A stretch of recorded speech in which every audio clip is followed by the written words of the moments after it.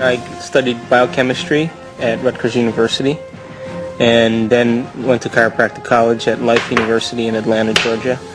My postgraduate training is in anatomy and physiology, neurochemistry, neurophysiology, and genetics. I like the placebo effect because it has to do with a person's acceptance.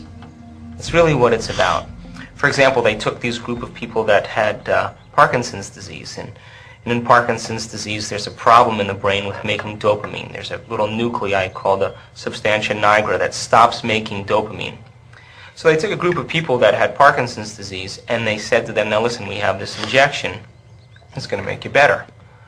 Well, 50% of the people that got the injection all of a sudden lost all their motor dysfunction. In other words, they weren't pill rolling, they weren't shuffling their feet anymore, they didn't have intention tremors when they were grabbing for objects. So the doctor said, well, that's a great example of a placebo, it's all in your mind. But when they checked the dopamine levels that were produced in the brain, the interesting thing that happened was that the brain started making dopamine because they accepted that they were well. In other words, their thought that they were well allowed them to begin to be well. And if you're being well in the quantum field, the observer has to supply the chemistry to match who you're being. And who gives the orders for the signaling and from the brain all the way to the receptor site is our own personal attitude. Now, they'll tell you, if you read any scientific text, that genetics causes diseases. Genetics cause disease. And then recently, science now says, well, no, it's not genetics that causes disease. It's the environment that stimulates the genetics that cause disease. But what I'm saying is it's our reaction to the environment that stimulates the effects of genetics that causes disease in the human body. So if we change our attitude, that means we're going to change the effects neurochemically, which means we're going to change our effects biologically, which means we're going to change the effects of the receptor site, which means we're going to change the expression of DNA, which means we're going to change the expression of protein, which means we're going to change the expression of life, which means we're going to change the health of the physical body. So our attitude literally has an effect on a cellular level. Cancer isn't caused by guilt. It's not caused by suppressed emotions. Cancer is caused by pollution and toxicity within our body. Cancer is our body's response to trying to clean out toxicity.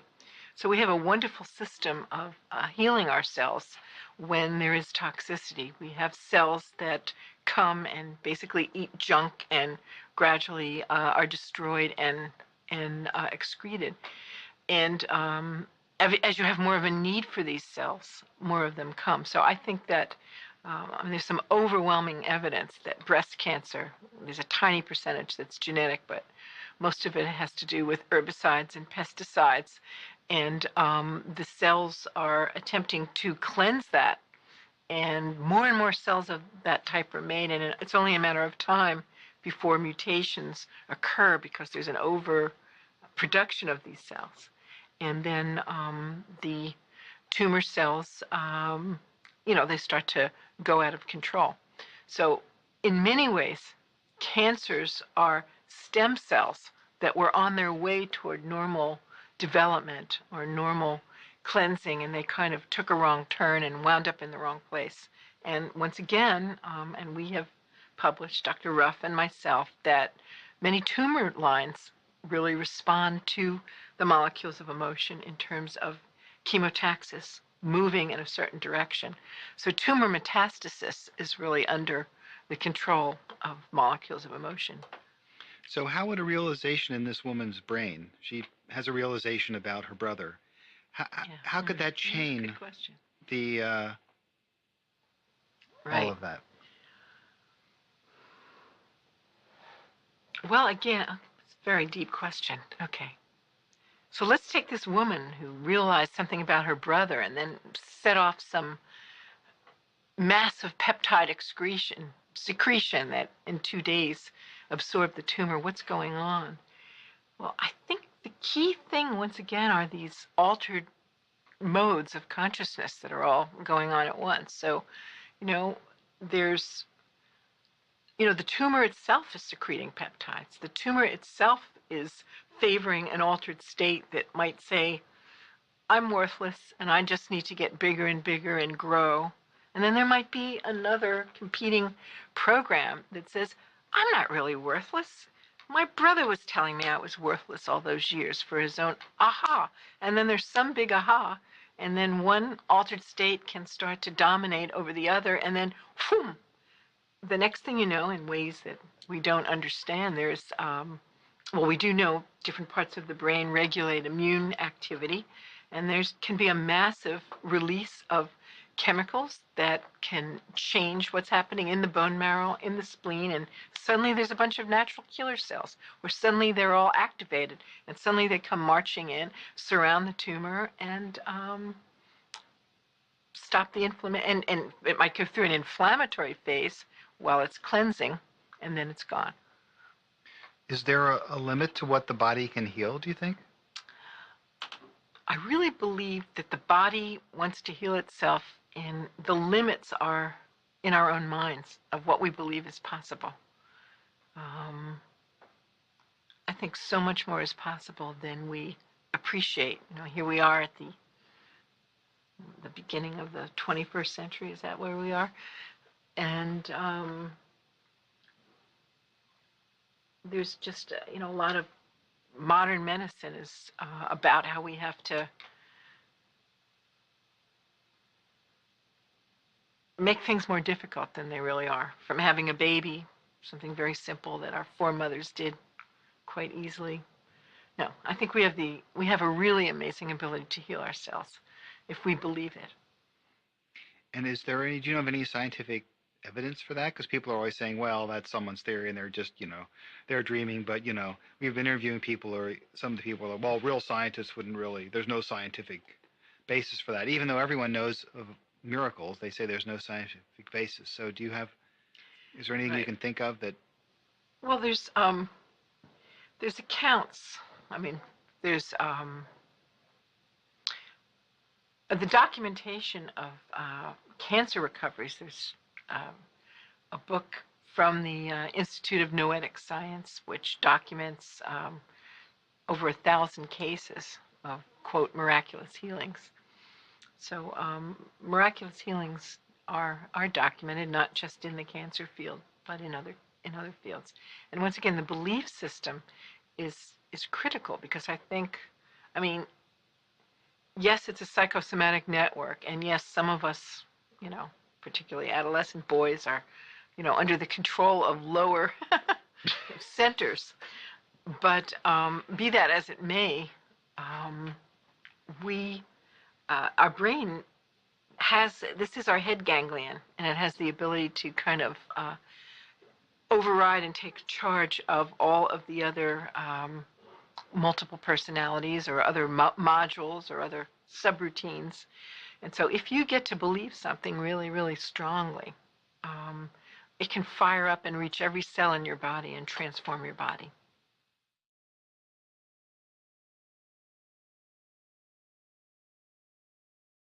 The brain is made up of tiny nerve cells called neurons.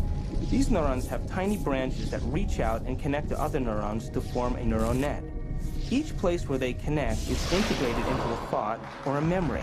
Now, the brain builds up all its concepts by the law of associative memory. For example, ideas, thoughts, and feelings are all constructed and interconnected in this neural net, and all have a possible relationship with one another. The concept and the feeling of love, for instance, is stored in this vast neural net. But we build the concept of love from many other different ideas. Some people have love connected to disappointment. When they think about love, they experience the memory of pain, sorrow, anger, and even rage. Rage may be linked to hurt, which may be linked to a specific person, which then is connected back to love. Who is in the driver's seat when we control our emotions or we respond to our emotions? We know physiologically that nerve cells that fire together wire together. If you practice something over and over again, those nerve cells have a long-term relationship.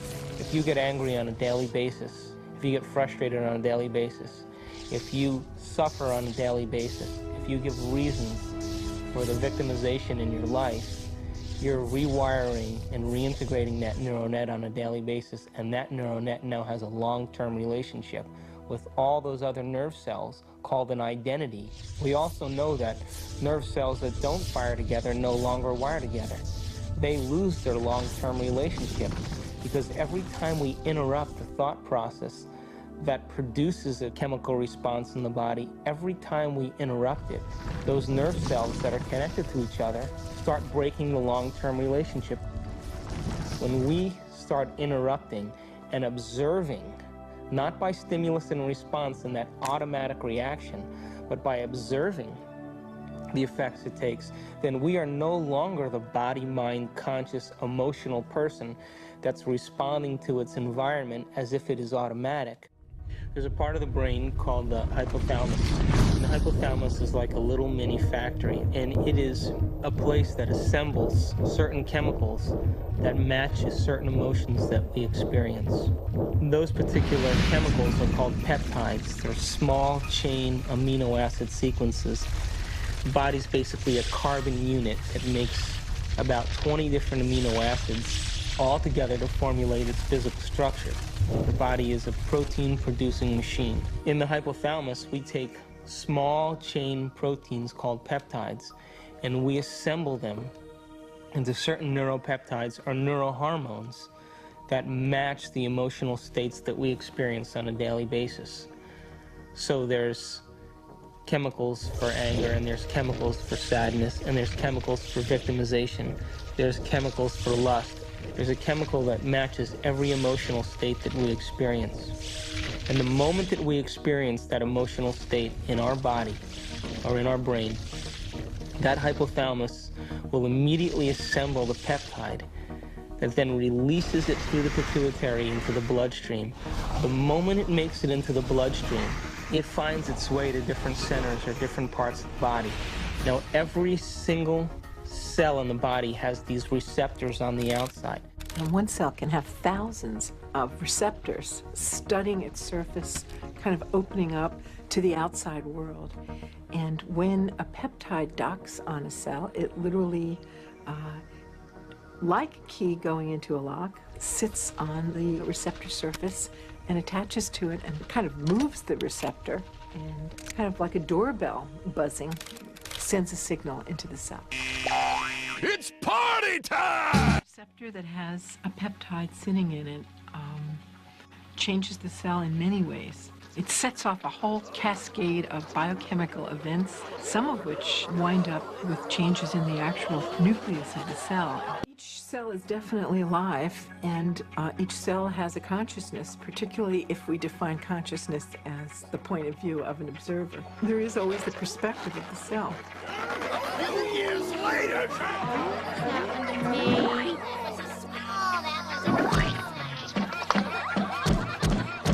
In fact, the cell is the smallest unit of consciousness in the body. I'm hungry. My definition of an addiction is something really simple. Something that you can't stop. Oh, make me suffer, please. You wanna hurt? We bring to ourselves situations that will fulfill the biochemical craving of the cells of our body by creating situations that meet our chemical needs. It always happens to me. Every day. An addict will always need a little bit more in order to get a rush or a high of what they're looking for chemically. Don't tell me to calm down. You're always bossing me around. So my definition really means that if you can't control your emotional state, you must be addicted to it. Oh, I knew this was gonna happen.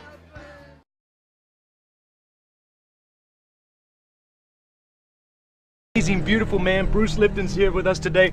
He wrote these two wonderful books, The Biology of Belief, this is a bestseller, and his latest book, The Honeymoon Effect.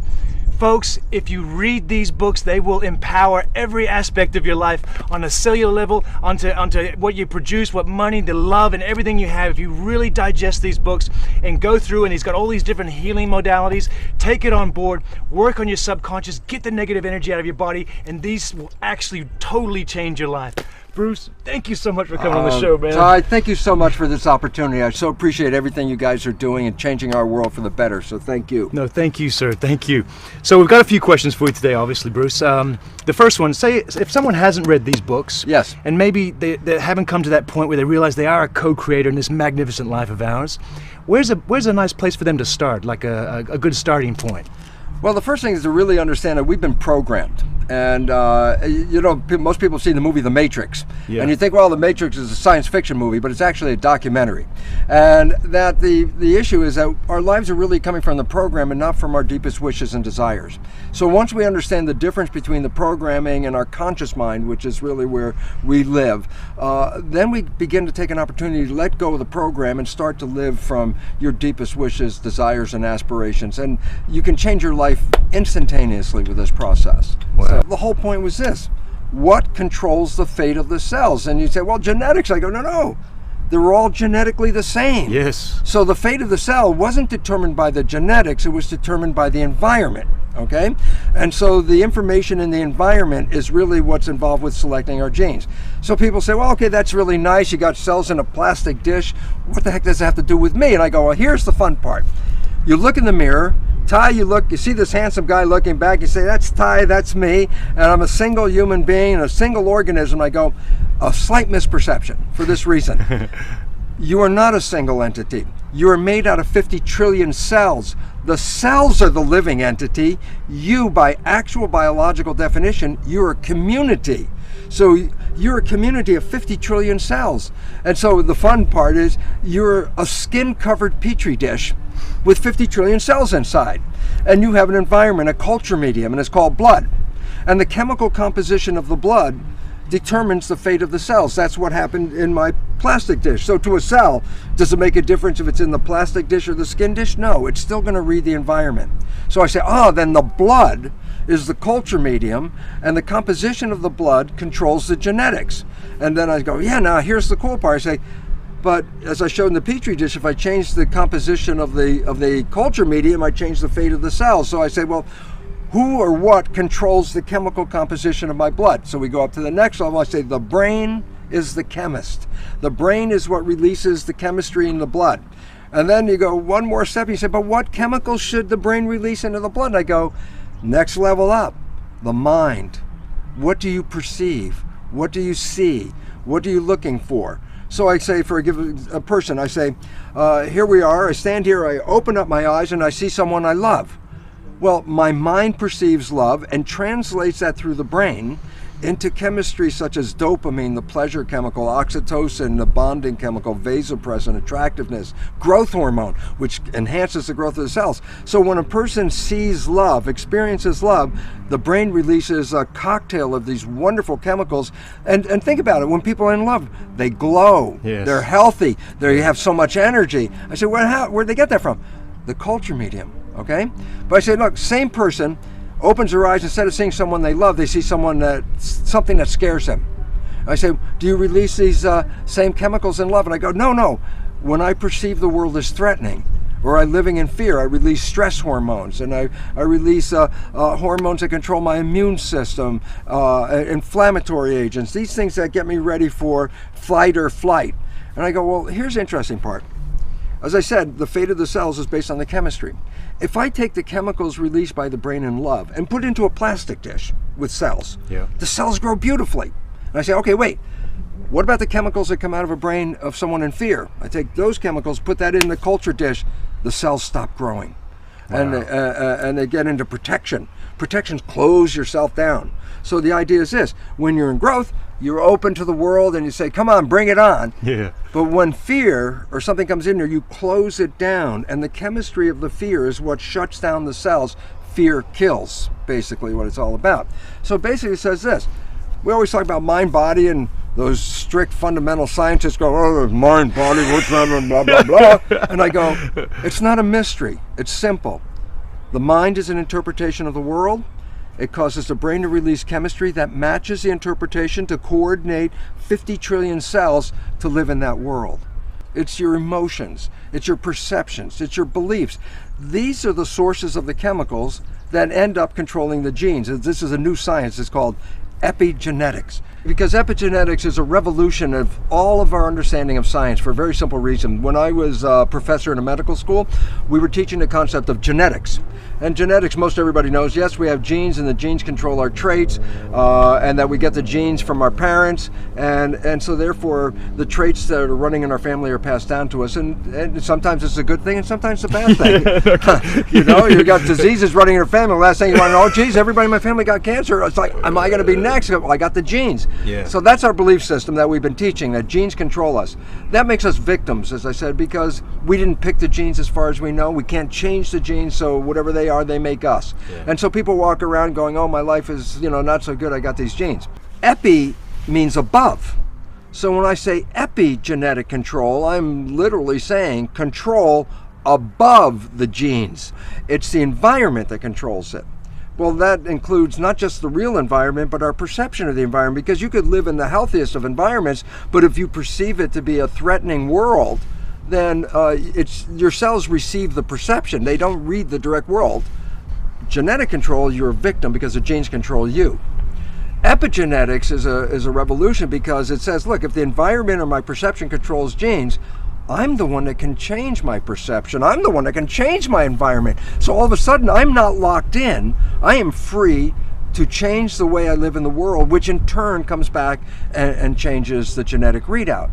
And this is really what's so profoundly important. For example, a lot of people talk about the placebo effect. Yes. And they say, well, what's the placebo effect? Well, this pill is going to cure you. It's the greatest new science in the world. And I believe that, and I take the pill and I get better, and then they tell me it was just a sugar pill. So then the truth is, well, what healed me? Well, it wasn't the sugar pill. It was the belief in the pill. So everyone says, oh yeah, placebo effect. That's how you have this wonderful thought and you get better. And I say, yeah, but here's the problem. We've only talked about the placebo effect. There's another thing called the nocebo effect. The nocebo effect is, what is the consequence of a negative thought? And it turns out it's equally powerful in controlling your biology and your genetics as is a placebo, positive thought. Yeah. So we talk about, oh yeah, placebo, good thoughts create good health and good life. And then I say, yeah, and a bad thought, a negative thought, a nocebo effect can actually kill you.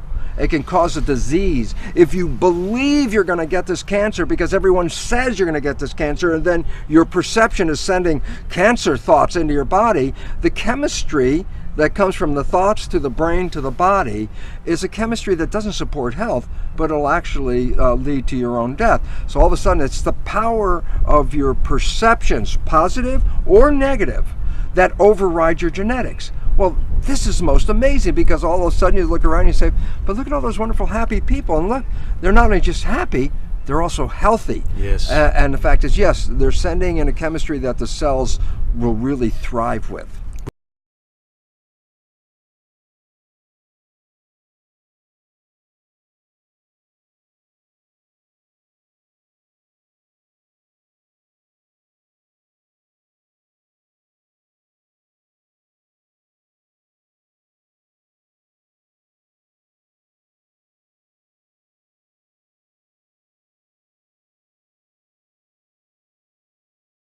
Bruce, the subconscious mind, we know, or it's been proven in different areas, it's a million times stronger than our conscious thoughts or our conscious mind. It's running like 90-95%, if not more, of our everyday activities. A lot of these programs in our subconscious mind are from our childhood that maybe not necessarily serving our life well. What can we do to reprogram our subconscious mind? Is there some tools or some good quick places where people can go? Yeah, one of the most important things, because the subconscious mind really has fundamental programs of life that we acquire from our parents, our family, our community between the last trimester of pregnancy and the first 7 years. So this is why nature created the first 7 years of a child's life to download how to be a member of a family and a society and a culture by strictly observing other people. It's actually a brain function. It's a equivalent of hypnosis. Yes. Okay. So the fundamental programs, your subconscious, are not yours. The conscious mind is yours. That's the creative mind. Well, the issue is that the conscious mind can travel in time. What are you doing next week? Yeah. Your mind lets go of the moment, goes to next week. What'd you do last week? Lets go of the moment, and you move into last week. Or I say, Ty, think of something in your head. And the moment you're thinking, you're not paying attention. Well, this is what the function of the subconscious comes in. When you're not paying attention, you go to autopilot. So it's not like you're walking down the street and you have a thought and then stop. Like that. No, you continue walking. Yeah, but you're not paying attention. So it's a subconscious that does all the jobs from walking to driving the car. And so why is this relevant? Because when we're not paying attention and we default to the subconscious, we play the programs that are in the subconscious. And then I go, yeah, but the programs in the subconscious are primarily not yours. They came from other people. And most of them, as psychologists tell us, most of the programs we get are disempowering, self-sabotaging, and limiting. And the relevance about that is this. If I'm going to play those programs, then by definition, I'm going to be shooting myself in the foot.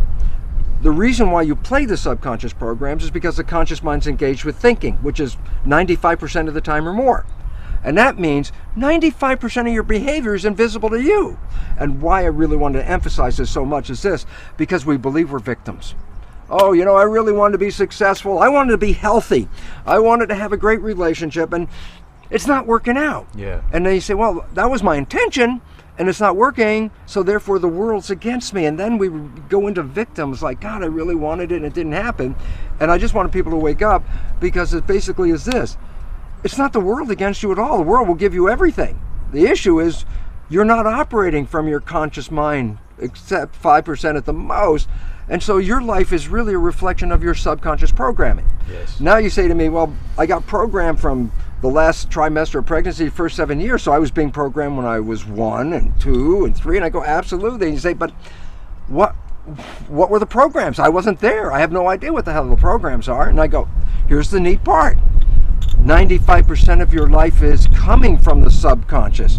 So all you have to do is look at your life and just look at it and say, for what? I say, what comes to you that you want and it comes to you easily, you have programs to allow that to happen. But what you struggle with, what you work hard on, what you have to put a lot of effort into, why are you working so hard? And the answer is simple. Because you have an invisible program that is sabotaging you from that point. So now all of a sudden you say, well, what do I need to change? I say, well, look at your life. Yes. And tell me what you're having trouble with. Yeah. Because that's the direct expression of a program that's not supporting you. There's always been a belief that the conscious and the subconscious minds are one and the same. So if I educate my conscious mind, then my subconscious mind should automatically know what the heck I just did. Yeah. Right? So then I say, well, yeah, guess what? How many self-help books did you read? And I go, oh, I read all these self-help books. I say, now that you read them, did your life change? And the answer is, no, not really. But I'm really smart, because if you ask me any questions about the self-help book, I can answer it. I say, well, what's the issue? And the issue is this. The conscious mind is creative. So yeah, I could read the book. I could watch this video with you in it. I could even just go, aha, and the conscious mind could accept that and learn it. But the subconscious mind does not learn that way. And that has been the problem, because we educate the conscious minds, get really smart, and our life stays exactly the same as it is. And the issue is why? Because it doesn't translate from the conscious to the subconscious, because the subconscious learns in, well, 3 to 4 fundamental ways. Number one, the first way it learned 7 years was hypnosis, because the brain was operating in a low vibrational frequency and just downloading what it saw. After you're 7, how do you learn? Habituation. How'd you learn the ABCs or the times table? You had to repeat it and repeat it and repeat it, and finally you got it, and then you know how to do it. You want to drive a car? You have to practice and practice, and then you learn how to do it. So if you want to change the subconscious mind, hypnosis is number 1, that works.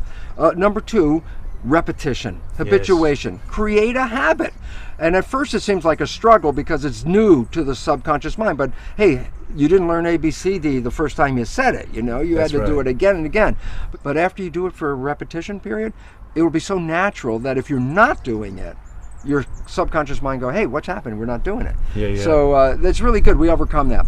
A third way, which is very, some people get it and it's very powerful, but I wouldn't recommend it, is tremendous emotional shock. Boom! Something happens in your life and it's so dramatic that after that moment, you're not going to be the same person. The subconscious got it right there, okay? Yeah. And the newer one and the better one is a whole new field of belief change modalities, which are also associated with what's called energy psychology. Yes. And these are wonderful because basically it's a form of super learning.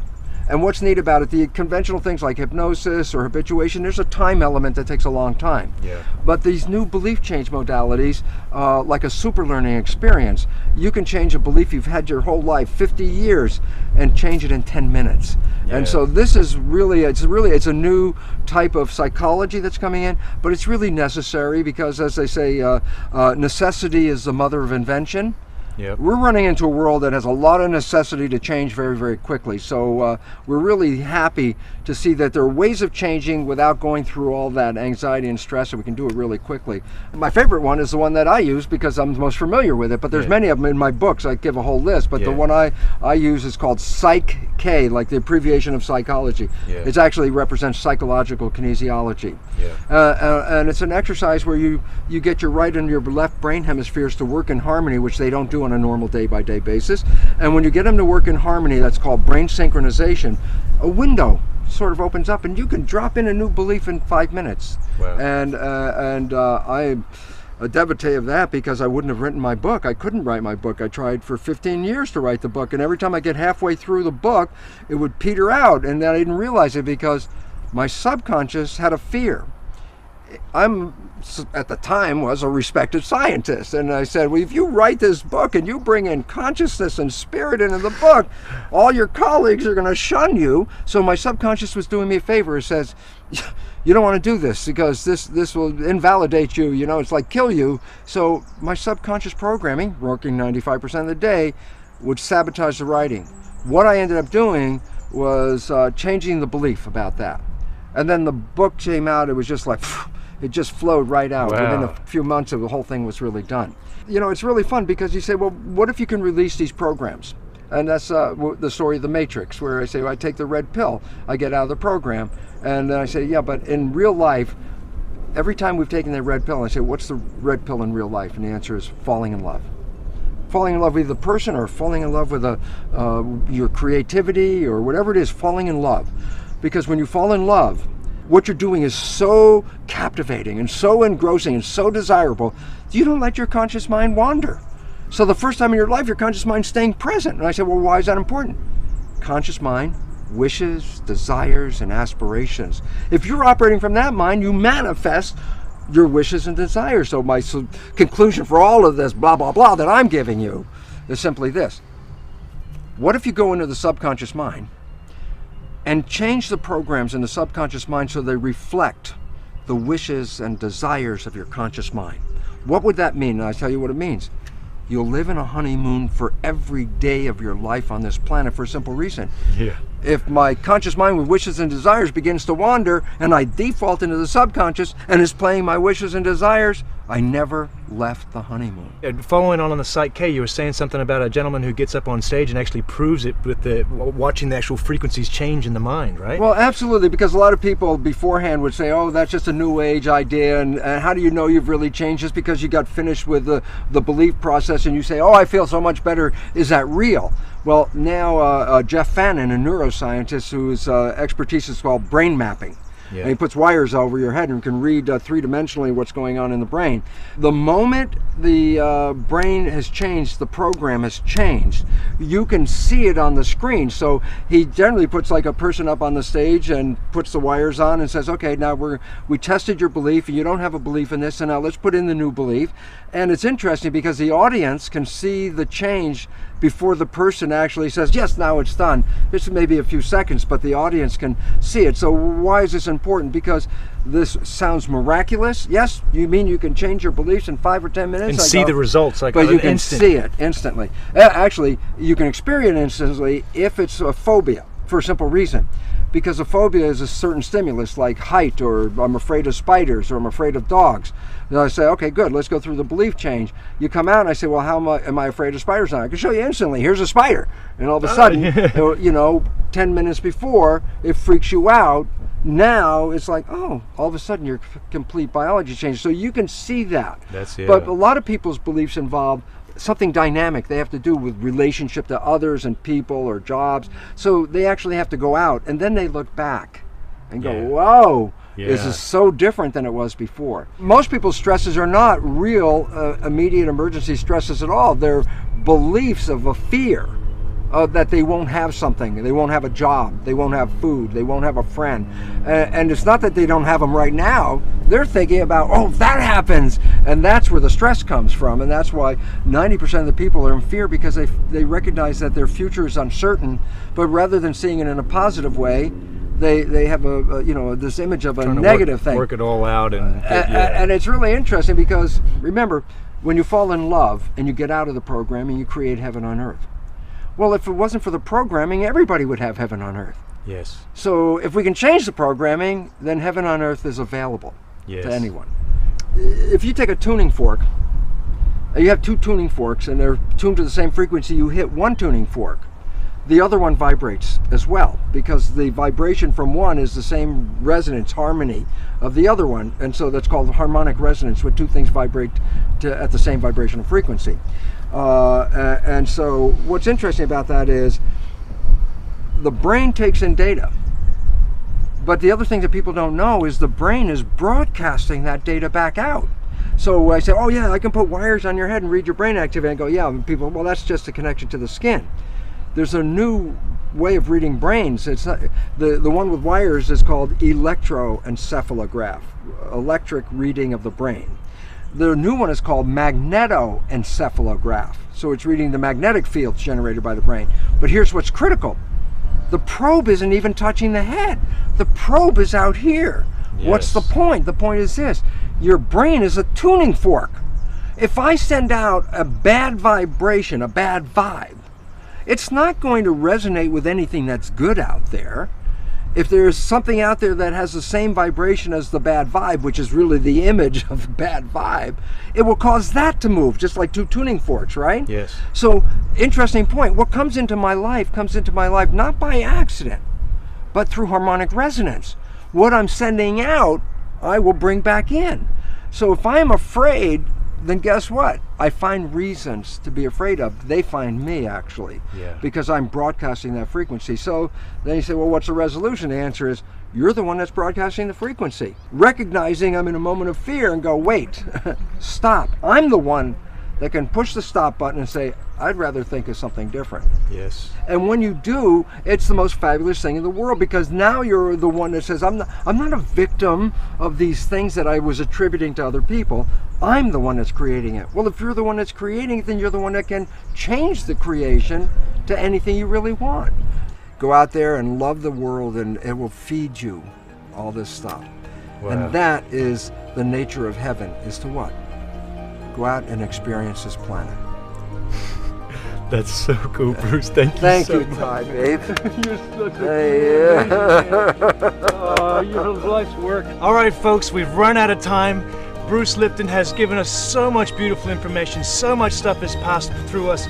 We've got these two wonderful books, The Biology of Belief and The Honeymoon Effect. If you read these books and make them become part of you, do the work on your subconscious mind, get the negative energy out of your body, and really think about it all the time. If you do that and you really commit to it, folks, you can be, do, and have anything you want. You can be so much more than you are, and you can have love and that honeymoon effect in your life at all times. Thank you so much. I believe in you. Bruce believes in you. We love you. Thanks for tuning in. See you later, guys. Bye-bye.